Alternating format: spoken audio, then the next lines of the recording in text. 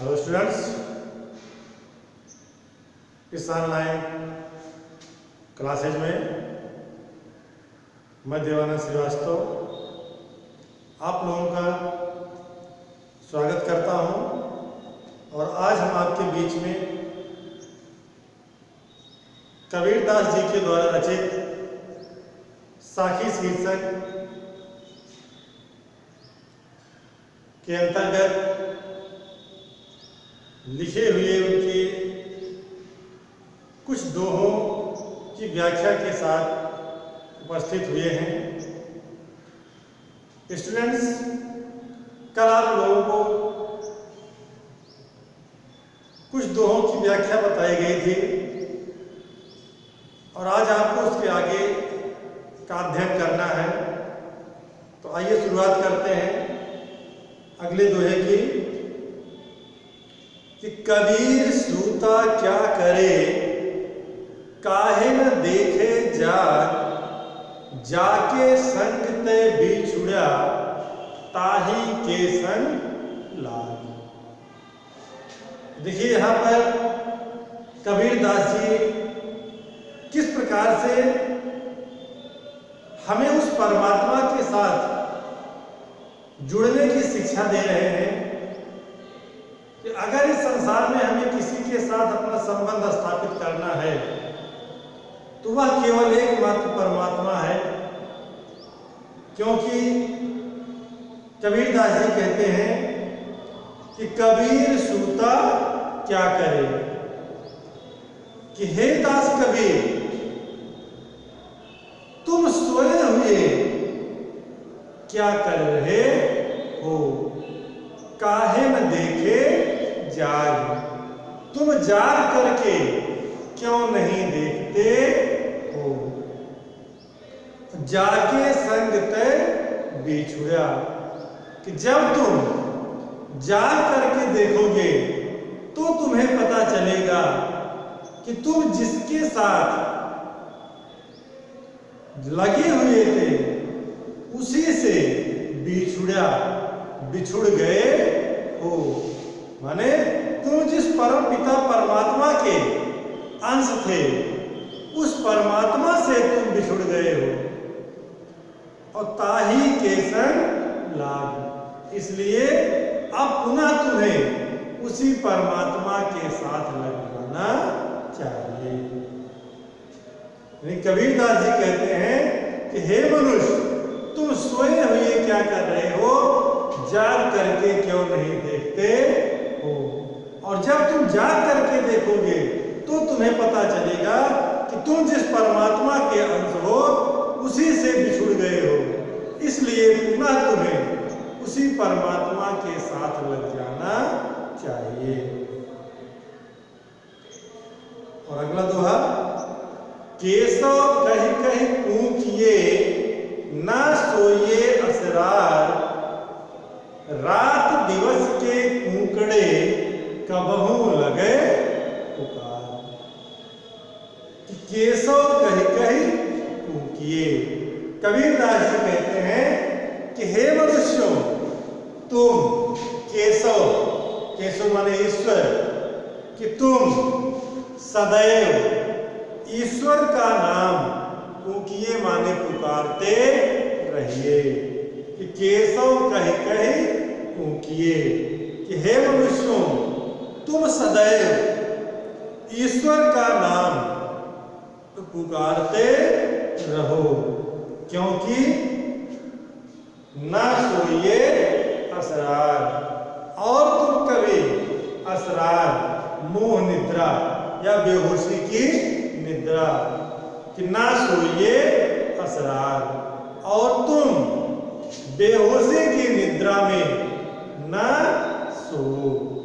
कि हे मनुष्यों, तुम निरंतर ईश्वर के नाम को रटते रहो और कभी मोह निद्रा में या बेहोशी की निद्रा में न सो।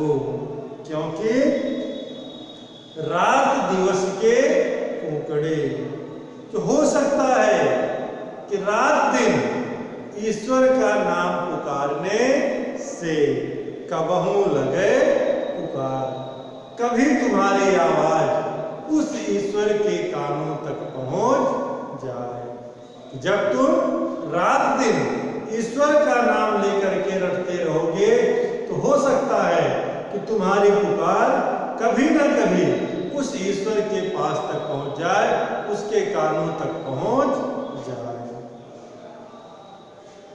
और अगला दोहा, लंबा मार्ग दूर घर विकट पंथ बहुमान, कहूं संत क्यों पाइए दुर्लभ हरि दीदार। लंबा मार्ग दूर घर, कबीरदास जी कहते हैं कि उस ईश्वर के पास पहुंचने का मार्ग बहुत लंबा है, कि उस ईश्वर के पास पहुंचने का मार्ग बहुत लंबा है और दूर घर, और उसका घर भी बहुत दूर है। विकट पंथ बहु मार्ग, पंथ, पंथ माने मार्ग, विकट माने भयंकर, भयानक।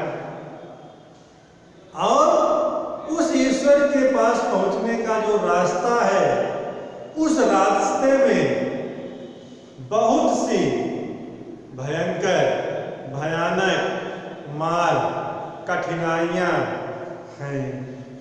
कबीरदास जी कहते हैं कि उस ईश्वर के पास पहुंचने का मार्ग बहुत लंबा है, उसका घर बहुत दूर है, और उस रास्ते में बहुत सी भयंकर कठिनाइयां हैं।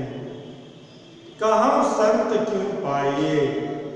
कबीरदास जी कहते हैं कि हे भाई संतों, कहिए अगर कोई उस ईश्वर के दुर्लभ दर्शन को, जिस ईश्वर का दर्शन बहुत दुर्लभ है, अगर उस ईश्वर के दुर्लभ दर्शन को कोई सहजता से, सरलता से प्राप्त करना चाहे तो कैसे कर सकता है। और अगला दोहा, यह तन जारो मस करो, लिखो राम का नाम, लेखन करूं करंक की, लिख लिख राम पठाओ। यह तन जारो मस करो।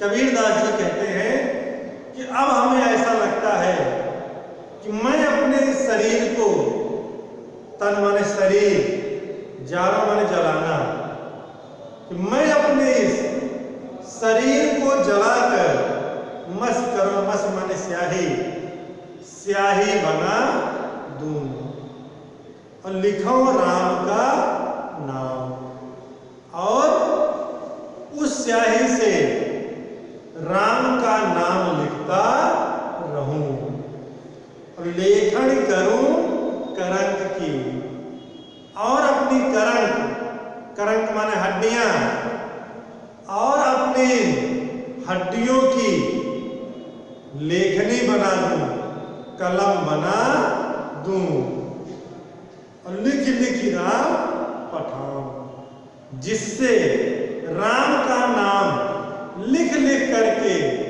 ईश्वर के पास भेजता रहूं। कबीरदास जी कहते हैं कि अब मेरे मन में ये विचार आता है कि मैं अपने शरीर को जलाकर स्याही बना दूं, और अपनी हड्डियों की कलम बना दूं, जिससे राम का नाम लिख लिख कर ईश्वर के पास भेजता रहूं। अगला दोहा, कै बिरहन को बेच दे, कै आपा दिखलाए, आठ पहर का दाक्षिणा, मोपे सहान जाए। कै अथवा, कबीरदास जी कहते हैं कि हे ईश्वर, या तो आप इस बिरहनी आत्मा को मृत्यु दे दीजिए। कै बिरहन को मीच दे, मीच माने मृत्यु। कबीर दास जी कहते हैं कि हे ईश्वर, या तो आप इस बिरहणी आत्मा को मृत्यु दे दीजिए, कै आपा दिखलाए, अथवा उसे आप अपना आपा, आपा माने स्वरूप, या तो आप इस आत्मा को अपना स्वरूप दिखला दीजिए। कै बिरहन को मीच दे, कै आपा दिखलाए। कि हे ईश्वर, या तो आप इस बिरहणी आत्मा को मृत्यु दे दीजिए, या उसे अपना स्वरूप दिखा दीजिए। क्योंकि 8 पहर का दाक्षिणा, क्योंकि 8 पहर का दाक्षिणा पीड़ा, क्योंकि अब मुझसे ये 8 पहर की पीड़ा सही नहीं जा रही है, सहन नहीं हो रही, क्योंकि आपसे, हे परमात्मा, आपसे अलग रह करके जो मुझे 8 पहर पीड़ा हो रही है, वेदना हो रही है, वो कष्ट अब मुझसे सहन नहीं हो रहा है।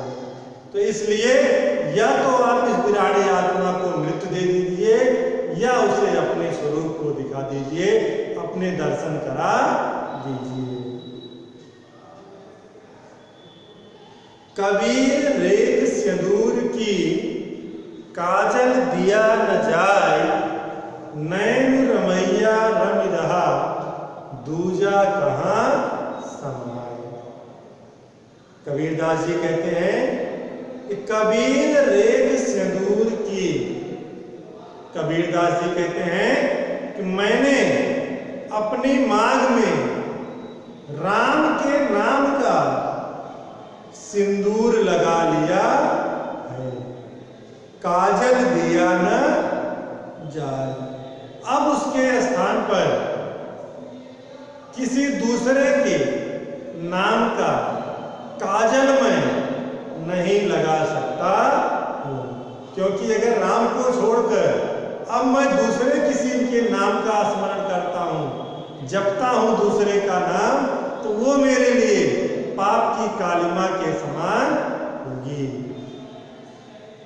तो कबीर रेख सिंदूर की, कबीरदास जी कहते हैं कि मैंने अपनी मांग में राम के नाम का सिंदूर लगा लिया है।